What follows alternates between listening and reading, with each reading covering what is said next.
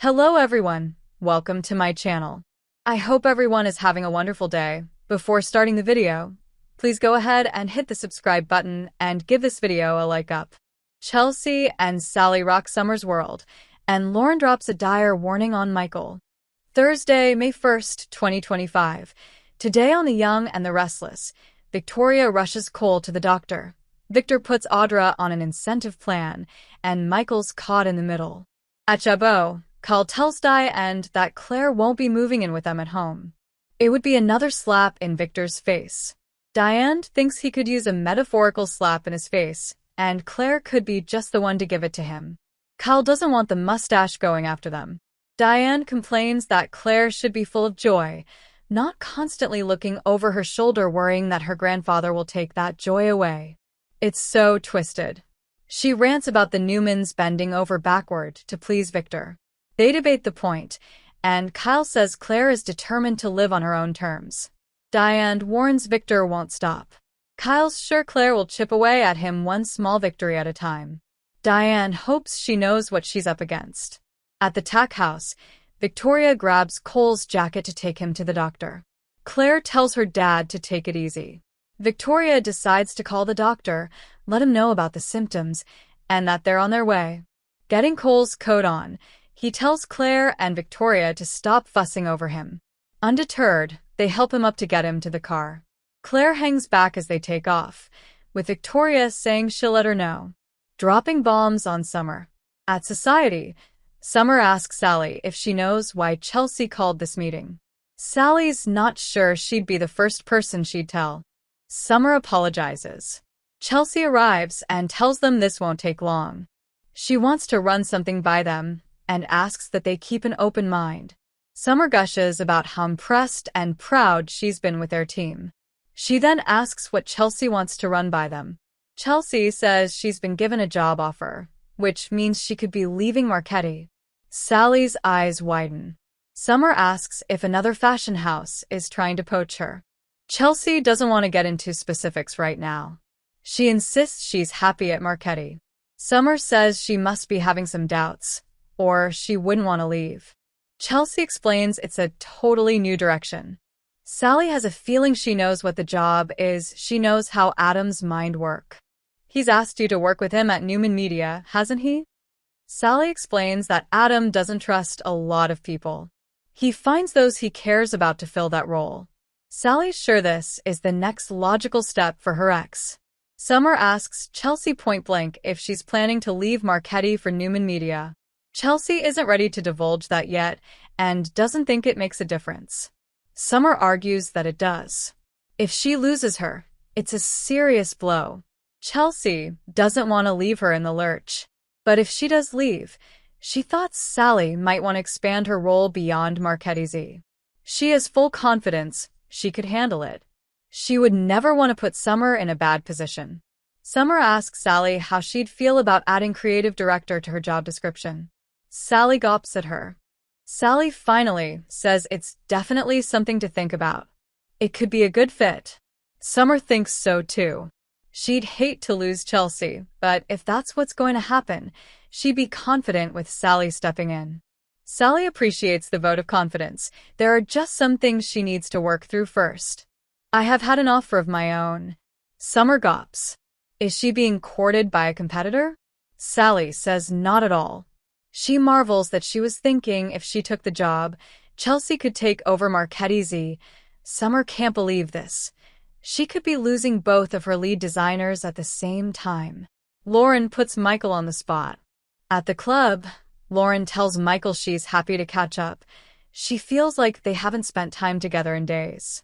She learns he spoke to Jack and is sure he heard all about Diane's renovations. Michael admits it wasn't a purely personal visit. Victor's amping up his war against Chabot, and he gave Jack a heads up. Lauren exclaims that he's Victor's sworn enemy. When he warns Jack, he crosses into enemy territory. Michael's trying to navigate the situation to the best possible outcome. Lauren guarantees he just made it worse. When Victor finds out, this will bite him in the ass. And then what? Lauren can't understand why her husband wants more trouble. Michael refuses to see this as crossing enemy lines. Lauren reminds him that Victor expects confidentiality, which means not going to Jack. Michael sees himself as a secret go-between. Left to their own devices, what would those two men be capable of? Think about the collateral damage. Lauren warns he's in the middle, which is a dangerous place to be. If Victor finds out, he'll be infuriated. The casualty of his war will be Michael. The lawyer is sure he'll never find out. Because I have a plan. Lauren tells Michael he's a brilliant attorney, but when it comes to Victor and plans, she's not confident. She points out he stayed the night Victor was shot by Ian Ward and has felt Victor's wrath many times. Have you not learned your lesson yet? She asks what he's up to. He won't tell her. She'll shoot it down. He announces he's over it. Lauren suggests he then listen to her plan. Remove yourself altogether, and you tell Victor you quit. Michael will honor his allegiance to Victor. Lauren rants that people he cares about will get hurt. Michael maintains he knows what he's doing. He'll stick around, partly, to prevent a disaster. Lauren gawps that he thinks he's the hero in this. Diane walks up and Lauren urges her husband to tell her what they were talking about. Diane's curious. Why would she be interested in what they're talking about unless it has to do with her or Jack? She guesses it has to do with Jack and Michael's evil master. Michael declares the discussion over. Diane says it's not and asks where his allegiance lies, with his friends or the man who signs his checks. She trots off and Michael asks Lauren why she'd put him in a spot like that. Lauren had to light a fire under him to do the right thing. She doesn't like what working for Victor is doing to him. Tearing up, she says this scares her.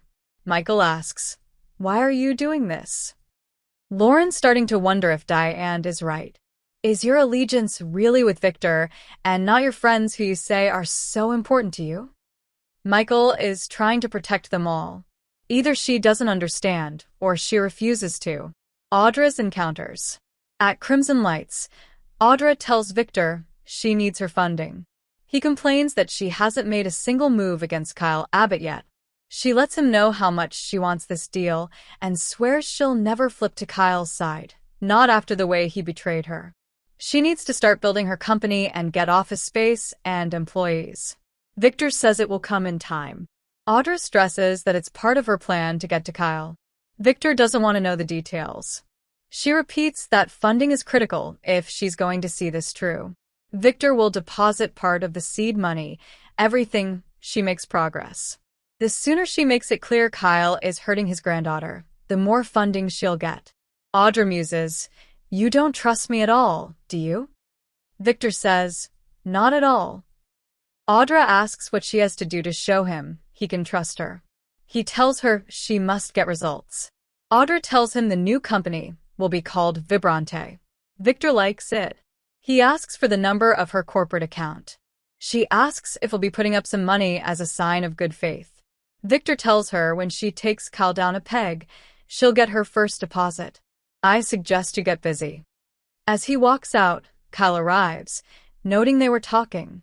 He asks Audra why she isn't busy working on her new venture. She calls him a Nepo baby and claims she's just there for a caffeine boost. She needles him a little more and then tells him his time's up. Jabot's going to be in trouble. He's amused. Audra tells him Vibrante will launch firing on all cylinders. They'll outdo his old potions and lotions. They continue to banter until Kyle tells her many companies have tried to best Jabot. She'd be wise to learn from history her project doesn't stand a chance. Audra's excited about the future and won't share with the competition where she's at in the process.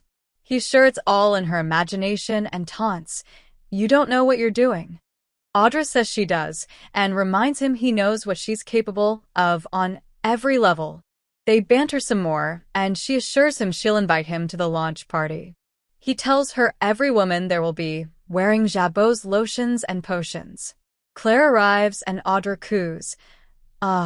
Someone needs to turn that frown upside down. Claire asks why she's always so rude. Audra exits, and Claire tells Kyle about her father being sick. She's worried it could be serious. Kyle assures her Cole will be fine. They kiss. Claire tells him he always knows how to make her feel better. From the patio, Audra watches them embrace. Sitting, Kyle tells Claire that Audra is moving forward with her cosmetics company and can't get over herself. She pretends to herself that Jabot should be worried. He suspects this isn't all coming from her. Someone's backing her. Claire asks if he suspects her grandfather is involved. Kyle admits that he does, but he has no proof. Claire tells him there's reason to worry. She just found out that her grandfather is back in business with Audra. This seems like a direct move against Kyle. Kyle arrives at Jabot and calls someone. I need your help. He asks the person to find out everything they can about a startup called Vibrante and get back to him. After disconnecting, he gets on the laptop to look into it, mumbling that he has a pretty good idea who's behind it. Victor arrives at the ranch and calls out for Nikki. Getting no answer, he pulls out his phone and sends a text. At the club, Michael receives Victor's text asking to see him immediately. Lauren pulls the phone out of his hand. She tells her husband, "You know where I stand. You need to get out of this fight, immediately. You're in the middle of something that's going to blow up, and you need to get out now, before it's too late."